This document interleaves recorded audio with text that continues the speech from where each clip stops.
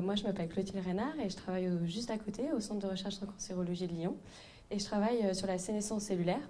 Et plus particulièrement, je regarde l'impact des facteurs qui sont sécrétés par les cellules sénescentes sur les cellules cancéreuses.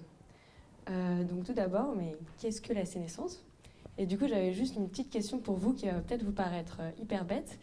Mais dans ces photos, est-ce que vous serez capable de me dire quelle est les personnes les plus âgées sur les photos? Parce que la question semble plutôt bête et la réponse du coup plutôt évidente, je pense que vous l'avez toutes, que du coup nous avons ces personnes qui semblent plus âgées et du coup la sénescence à l'échelle d'un organisme, ça serait peut-être aussi ça, genre l'ensemble des processus qui nous permettraient de dire que nous-mêmes on est différents de nos grands-parents. Mais du coup comment ça se passe à l'échelle de la cellule?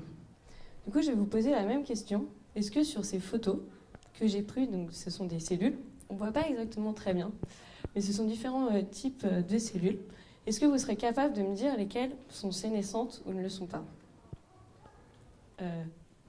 Du coup, c'était la 2, la 3, la 5 et la 6 qui présentent en fait des morphologies un peu différentes.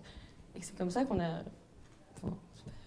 Mais du coup, comment est-ce que la sénescence se met en place au niveau de la cellule?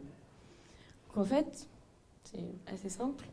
Il y a un certain dogme en biologie qui dit qu'en fait, une cellule mère va se diviser et va donner 2 cellules filles qui vont à leur tour donner 2 cellules filles et 2 cellules filles et 2 cellules filles. Et ça va contribuer à la prolifération cellulaire et l'homéostasie de vos tissus. Et en fait, au début, on pensait que ça se passait indéfiniment comme ça dans l'organisme. Mais en fait, il y a quelqu'un un jour qui a découvert que finalement, non. Un jour, les cellules arrêtaient de proliférer et rentraient dans ce qu'on appelait la sénescence, qui correspond du coup à un arrêt stable de la prolifération. Donc en fait, si on considère que le travail principal d'une cellule, ça serait de proliférer et de donner des cellules filles, alors la sénescence correspond à la rentrée à la retraite. Mais après, on s'est rendu compte qu'il n'y avait pas seulement au cours du vieillissement que les cellules pouvaient rentrer en sénescence, mais aussi suite à de mauvaises conditions de travail, entre guillemets. Donc genre à cause de dommages à l'ADN, de stress oxydatif ou l'activation de certains gènes, les cellules vont se mettre en grève et aussi arrêter de proliférer. Et donc ça va avoir des conséquences sur l'organisme. Et notamment, je vais vous parler du lien entre sénescence et cancer. Donc à l'inverse, le cancer, une cellule tumorale, une cellule cancéreuse, c'est une cellule qui a acquérir la capacité de proliférer de manière excessive et anormale. Et ça va contribuer à l'endommagement des tissus. Mais du coup, à cause de l'arrêt stable de la prolifération des cellules, la sénescence est un moyen en fait de protéger contre cette prolifération anormale des cellules. Et c'est notamment ce qui se passe au niveau de vos grains de beauté. Vous avez plein de cellules sénescentes, puisqu'en fait, ce sont des cellules qui ont subi des dommages et qui ont arrêté de proliférer pour éviter l'endommagement du reste du tissu. Mais ça serait beaucoup trop facile si juste la sénescence contribuait à juste des effets bénéfiques pour l'organisme.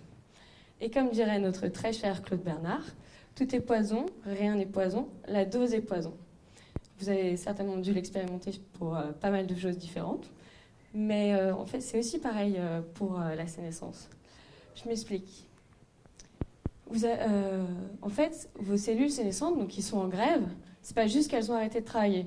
Et à un moment donné, elles communiquent, elles revendiquent des choses. Donc notamment, elles vont sécréter tout un tas de facteurs, notamment des molécules pro-inflammatoires, des facteurs de croissance ou des enzymes. Et ça va contribuer à impacter les autres cellules qui sont dans leur environnement.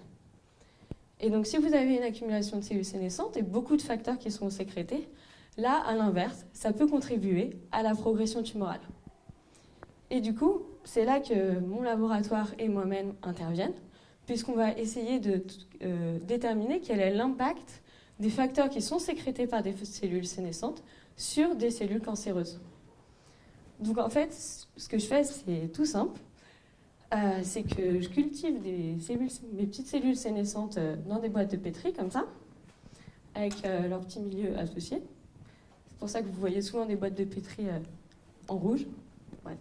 Et du coup, je récupère le milieu de ces cellules sénescentes et je les mets sur mes cellules cancéreuses. Donc je vais avoir des cellules cancéreuses qui vont baignés dans des facteurs issus de cellules sénescentes. Et donc, on va regarder ensemble ce que ça va faire. Parce que j'ai pris un petit film, réalisé grâce à un microscope un peu comme ça, qui permet de prendre des photos toutes les 2 heures. Et donc, on va suivre l'évolution ensemble. Ah mince, mais du coup, là, ouais, on voit pas grand-chose. Bon, heureusement que j'ai des photos après.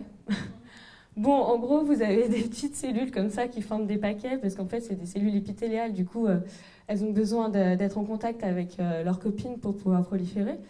Et en fait, vous avez ici des cellules qui vont complètement changer de morphologie et qui, en fait, vont se mettre, sous l'influence des facteurs issus de cellules sénescentes, vont se mettre à adopter genre des élongations et qui vont complètement changer du coup de morphologie.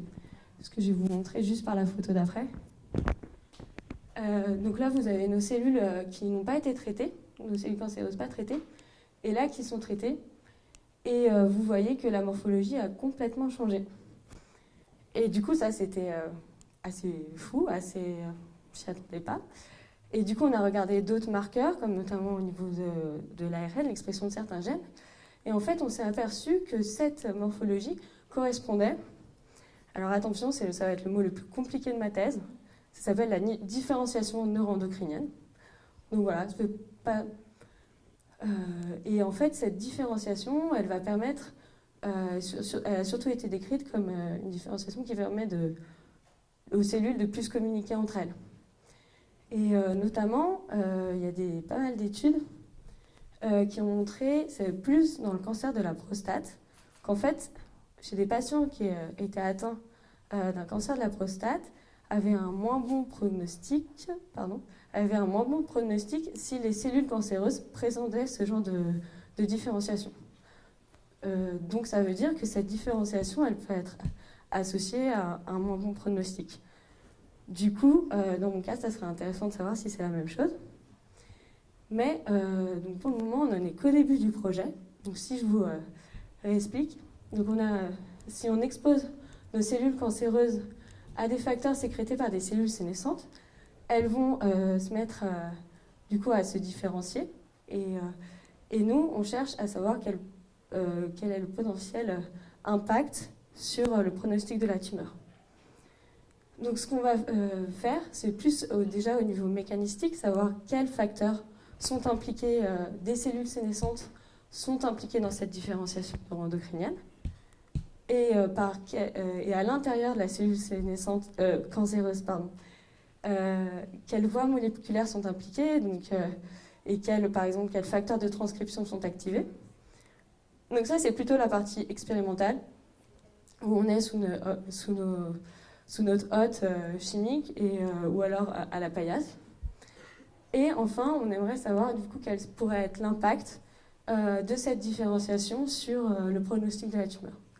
Et pour ça, là, c'est plus des analyses bioinformatiques. On va prendre dans des banques de données, du coup des banques de données de patients. Et là, c'est un peu, on cherche une aiguille dans une botte de foin parce qu'on a plein de facteurs à regarder. Donc voilà, donc mon projet, il consiste surtout à décrire un nouveau mécanisme impliquant la sénescence et aussi pour avoir une meilleure compréhension dans la biologie du cancer. Et du coup, ça me permet de rebondir sur le fait que ma thèse, elle a une petite caractéristique, c'est qu'elle est financée par une association caritative, la Ligue contre le cancer. Et ça, c'est vachement cool. Ça veut dire, en fait, c'était aussi pour vous montrer un exemple de travaux de recherche qui sont réalisés vraiment grâce aux dons de personnes qui ont décidé de donner à des associations et qui nous financent. Donc en fait, si moi, tous les jours, je vais travailler, c'est grâce peut-être à vous, à vos parents ou quelqu'un que vous connaissez qui un jour a donné à des associations pour la recherche. Donc du coup, je vous remercie et pour votre attention.